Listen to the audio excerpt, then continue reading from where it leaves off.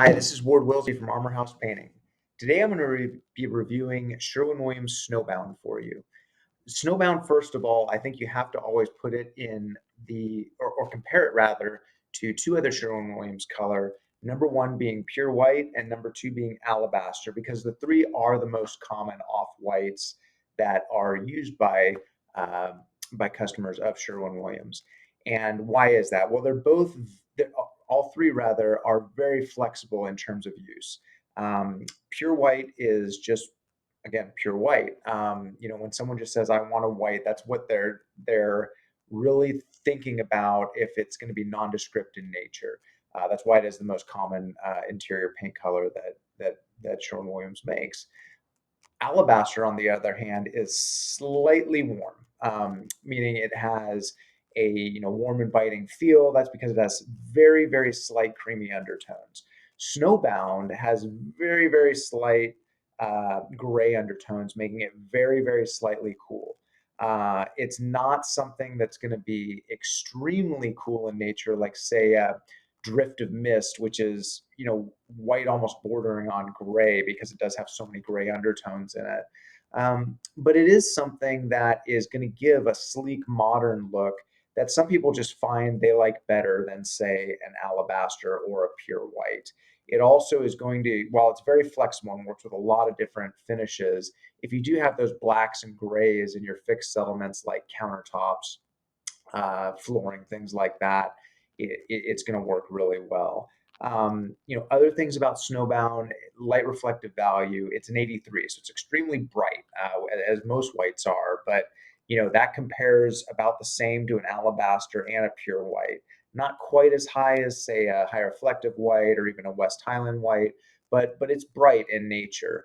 But it trends are towards that white, using that white as a whole house paint, and Snowbound certainly works in that context.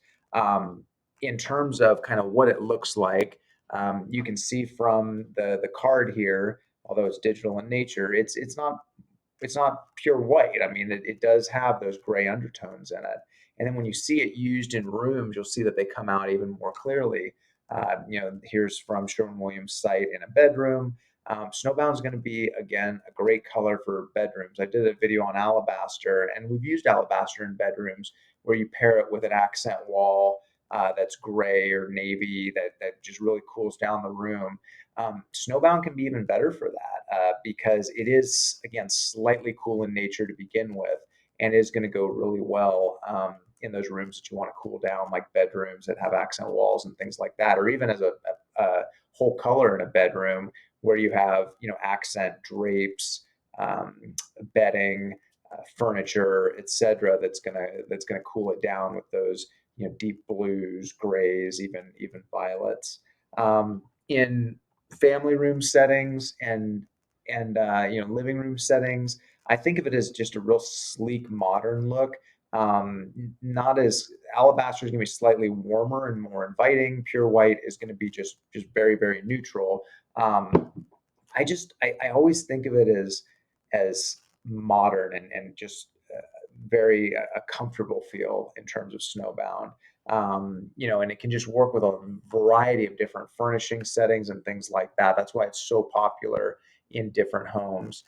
Same in kitchens. You pair Snowbound with countertops that are gray and black in nature, or white countertops.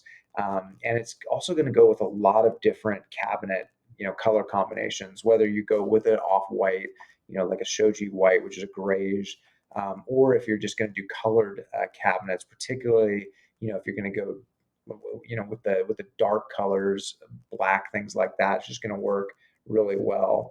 On exteriors, Snowbound is an extremely popular color as well. What I think about Snowbound is there's two ways you want to go with the trim on this, and that's either to go like in the picture with a bright white, that's probably like a West Highland white, something like that. The other answer could be to go black, like kind of that farmhouse look, with a tricorn black from Sherwin-Williams, or you could even go with a peppercorn, which is that charcoal gray. I think that when you go with things with brown undertones in it, you're going to want to probably use an alabaster on an exterior. And the other thing is, when you've got a lot of limestone on an exterior like we do in Austin a lot, when you look at an alabaster versus a snowbound versus, I think if you were to look at those two on an exterior, you'd also kind of have to look at a Greek villa as well. But I think alabaster would go better with those browns. Snowbound is going to go really better with those cooler colors, or very neutral, like again, like a black and a peppercorn. And then in Central Texas, what Snowbound would go really well with is your cooler grays, because again, it's slightly cool in nature. So if you were to do like you know a cityscape or something on your trim, that could look really good. The problem is, and I always say this, in Central Texas, the Austin area, there's always so much stone around houses in my experience, particularly limestone, flagstone, things like that, that those cooler colors, especially ones with blue and violet undertones, tend to get sucked out by the stone and create just a kind of weird look. So you just want to be careful with that. That it wouldn't do that to Snowbound itself, because the undertones are just very very neutral gray.